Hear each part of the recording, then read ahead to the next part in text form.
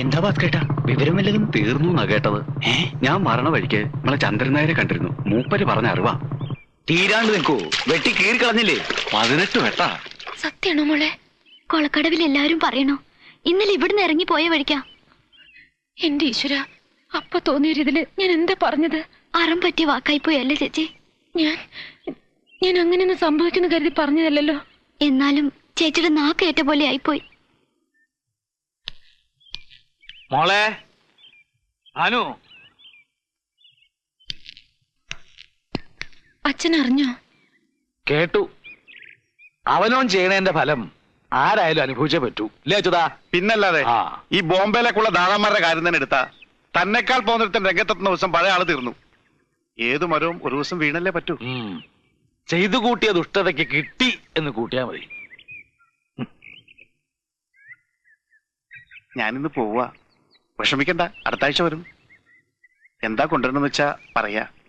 മടിക്കണ്ട. പട്ടുസാരിയോ സെന്റോ എന്താണെന്ന് വെച്ചാ.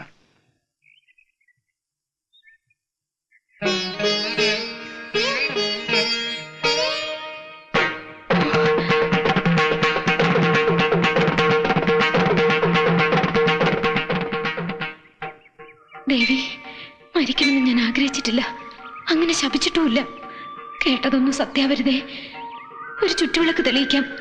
ജീവൻ കൊടുക്കണേ എന്റെ ഭഗവതി, ഇല്ലെങ്കിൽ ഈ ജന്മം എനിക്ക് സ്വസ്ഥത കിട്ടില്ല. ജീവൻ പോയിന്നും ഇല്ലാന്ന് 2 വർത്താനമുണ്ട്. ഏഴിലക്കരക്കാരുടെ നാക്കല്ലേ, ചത്തല്ലെങ്കിലും പറഞ്ഞു കൊല്ലും. നിങ്ങളൊന്നും മിണ്ടാണ്ടിരിക്കെ. മെഡിക്കൽ കോളേജിൽ പോയി കണ്ടുവന്ന അടിയോടിയാ പറഞ്ഞത്. ജീവനുണ്ട്, മാത്രമല്ല പരിക്കൊന്നും അത്ര സാരമുള്ളതുമല്ല. അത് അങ്ങനെ ചാവുന്നത് അടിയൊന്നും അല്ല, തലയർത്തിട്ടാ കൂടും. അതാ എനം. ആ ശേഖരൻ കൊല്ലുന്നെങ്കിൽ കൊല്ലട്ടെ, എനിക്ക് ഇനി ഇങ്ങനെ പറഞ്ഞിരിക്കാൻ. അയാൾ പണം വാരി വിതറിക്കുക. പോലീസ് കേസ് രജിസ്റ്റർ ചെയ്തിട്ടുണ്ട്, പക്ഷെ സാക്ഷികളില്ലത്രേ. ഇനി ശേഖരന്റെ കാലമായിരിക്കും വരാൻ പോകുന്നത്. ചിലപ്പോ ഈ കേസിൽ നമ്മൾ അകത്തായിക്കൂടാന്നില്ല. ഏതായാലും കുറച്ചു ദിവസം കൂടി നമ്മൾ മാറി നിൽക്കാൻ നല്ലത്.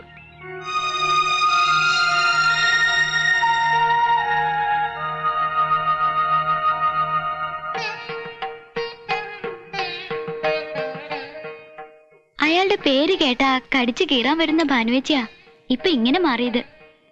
ഒരു താല്പര്യത്തിന്റെയും പുറത്തല്ല. അന്ന് അങ്ങനെ പറഞ്ഞു പോയതില് എനിക്ക് അത്ര കുറ്റബോധം ഉണ്ടായിരുന്നു. അച്ഛൻ ചോദിച്ചു എന്താ അമ്പലത്തിലെ വിശേഷമെന്ന്, ഒന്നും പറഞ്ഞില്ല. അച്ഛൻ ആകെ മാറിയിരിക്കണു. അച്യുതേട്ടന്റെ സ്വത്തുകാവലും കൈകാര്യവും ഇപ്പൊ പഴയ ആളെയല്ല. എന്തൊക്കെയോ കണക്കുകൂട്ടില്ല അച്ഛന്. അച്യുതേട്ടൻ വെറുതെ അല്ല ഈ സഹായമൊക്കെ ചെയ്യണത്.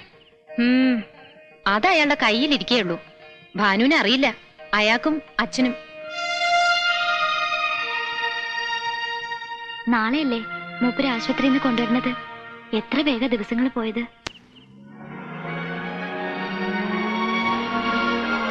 മംഗലശ്ശേരിക്കാ വന്നു അല്ലേ? ഇനി ശേഖരന് പോവാ, ആസ്പത്രിയിലേക്കല്ല. നീലകണ്ഠൻ ഒരു സാവകാശമില്ലാത്ത ആളാ. ഇന്ന് തന്നെ വല്ലതും നടക്കും.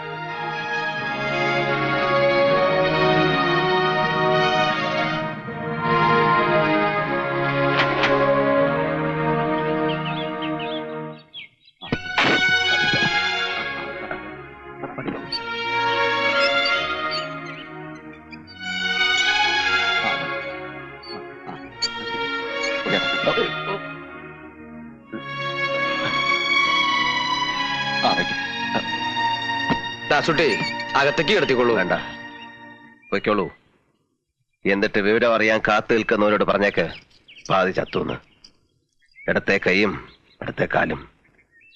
അത് കണ്ട് ചിരിക്കാൻ താല്പര്യമുള്ളവർക്ക് ഇവിടെ വരാം. സഹതപിക്കാനാണെങ്കിൽ ഒരു നായന്റെ മോൻ ഇങ്ങോട്ട് വരണ്ട.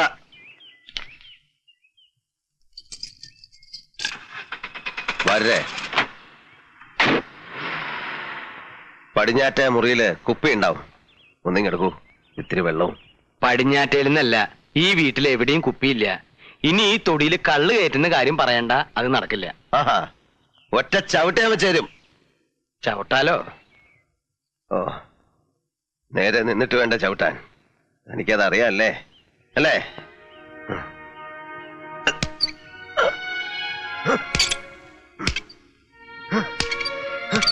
നീല, എന്നോട് ദേഷ്യം തോന്നിയാലും സാരില്ല. വൈദ്യർക്കൊരു വാക്ക് കൊടുത്തിട്ടുണ്ട്.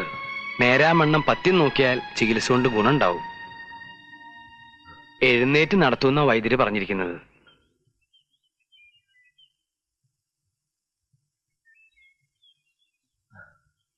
ഇന്നേ വരെ ഞാൻ അനുസരിച്ചിട്ടേ ഉള്ളൂ. ഈ കാര്യത്തിൽ ഞാൻ പറയണത് കേൾക്കുക. എല്ലാവരും എന്നോട് കാരുണ്യം കാട്ടുകയായിരുന്നല്ലോ വാര്യരെ. പിതൃത്വം മറച്ചു വെച്ച് അമ്മ, കഴുത്തറക്കാതെ പാതയിൽ നിർത്തി ശേഖരൻ, അല്പപ്രാണൻ തിരിച്ചു നൽകിക്കൊണ്ട് ഡോക്ടർമാർ, കാരുണ്യം കൊണ്ട് കരൾ കുത്തി പറിക്കുക. ഇതിനെല്ലാം ഞാൻ എന്ത് തെറ്റാ വാര്യരെ ചെയ്തത്? അതോ ഇതിൽ കൂടുതലാണോ ഞാൻ അർഹിക്കുന്നത്? എങ്കിൽ എനിക്ക് വയ്യ വാര്യരെ, ഇനി ഒന്നും നേരിടാനുള്ള കരുത്തെനിക്കില്ല. വാര്യരെ, എന്ന് തൊട്ടോ താൻ എന്റെ കൂടെ ഇല്ലേ? ഇന്ന് വരെ ഞാൻ തന്നെ ഒരു അന്യനായി കരുതിയിട്ടുണ്ടോ? ഒരു സുഹൃത്തിന്റെ കൂടപ്പിറപ്പിന്റെ സ്ഥാനം തനിക്ക് ഞാൻ തന്നിട്ടില്ലേ? തരാൻ മടിച്ചിട്ടുള്ള ഒരൊറ്റ അധികാരമേ ഉള്ളൂ, ഒരച്ഛന്റെ. പിഴച്ചു പെറ്റ എന്നെ ഒരു നിമിഷം നിങ്ങൾക്ക് മകനായിട്ട് കാണാം.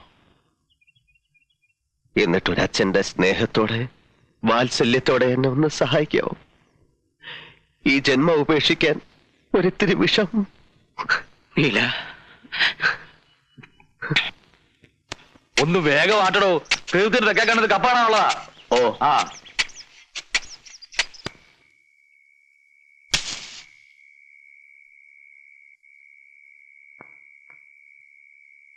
കാലം ഒരുപാടായി നീ ഒരു മോഹമായി മനസ്സിൽ കയറിയിട്ട്. അമ്മാവനും മരുമോനും കൂടി ഒരേ പാത്രത്തിൽ നിന്ന് അതൊരു സുഖമല്ലല്ലോ എന്ന് കരുതി മാറി നിന്നതാ. പറഞ്ഞു, നിനക്ക് എന്താ വേണ്ടത്? പണമായിട്ടോ അതോ പറമ്പോ പാടമോ? എത്ര ഏക്കർ വേണം?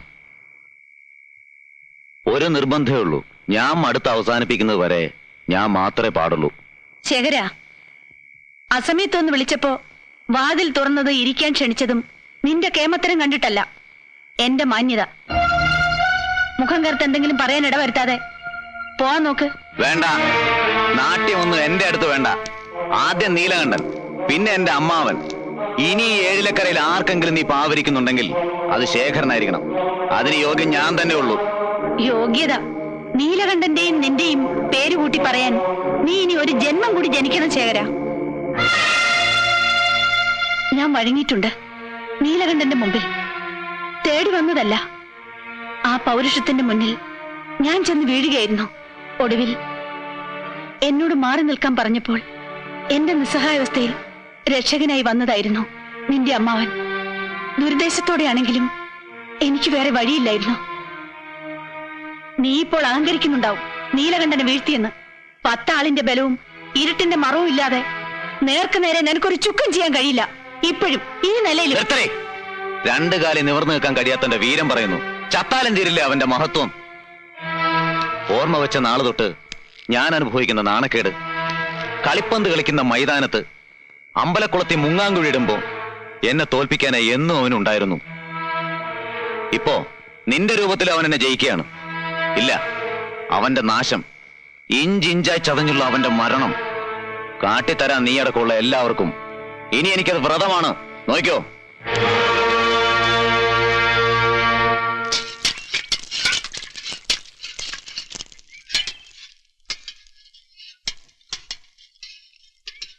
വൈദ്യരെ, വല്ല ഗുണമുണ്ടാവുമെന്ന് തോന്നുന്നുണ്ടോ? അതോ പോക്ക് തന്നെയാണോ? ആദ്യം വേണ്ടത് വിശ്വാസ, വൈദ്യത്തിലും വൈദ്യനിലും. എനിക്കൊന്നിലും വിശ്വാസമില്ല. അത് വേണം. മനസ്സും കൂടെ മരുന്നിന്റെ ഒപ്പം പ്രവർത്തിക്കണം. ആദ്യം ഈ നിരാശ അങ്ങോട്ട് മാറ്റുക. ഞാൻ എപ്പോഴും പറയാറില്ലേ, താൻ പ്രസംഗിക്കണ്ട. തനിക്ക് എല്ലാത്തിനും ഉണ്ടല്ലോ ഓരോ ന്യായീകരണങ്ങള്. അതെ, എന്നെ തിന്നാൻ വന്നോളൂ.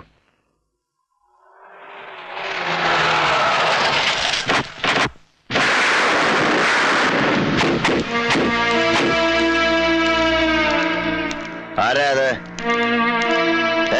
നീലാണ്ട, ഞാനാടാ ശേഖരൻ. നീ ചത്തിട്ടില്ലെന്നറിഞ്ഞപ്പോഴാ എനിക്ക് സമാധാനായത്.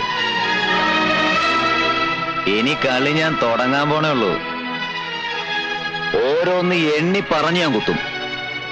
എന്നിട്ട് ഇഞ്ചിഞ്ചായി. ഇല്ല, കൊല്ലില്ല. പകുതി ചത്ത നിന്നെ കൊല്ലുന്നതിൽ എന്താ രസം? ചികിത്സ നടക്കട്ടെ, ഞാൻ കാത്തിരിക്കാം. 2 കാലയിൽ എഴുന്നേറ്റ് നടക്കാറാവുമ്പോ നിന്നെ ഞാൻ എന്റെ അടുക്ക വരുത്തും. നീ എന്താടോ ഒന്നും മിണ്ടാത്തത്? എന്താടോ കളവ തന്റെ മുഖത്തൊരു കടുപ്പം? എന്നെ അങ്ങ് കടിച്ചു കയറി കളയുമെന്ന് തോന്നുന്നുണ്ടോ? കണ്ടാ നിർത്തടാ ചറ്റേ. ഓ, അപ്പൊ നിന്റെ നാക്ക് ഇറങ്ങിയിട്ടില്ലല്ലേ? ഇല്ലടാ, നായിന്റെ മോനെ.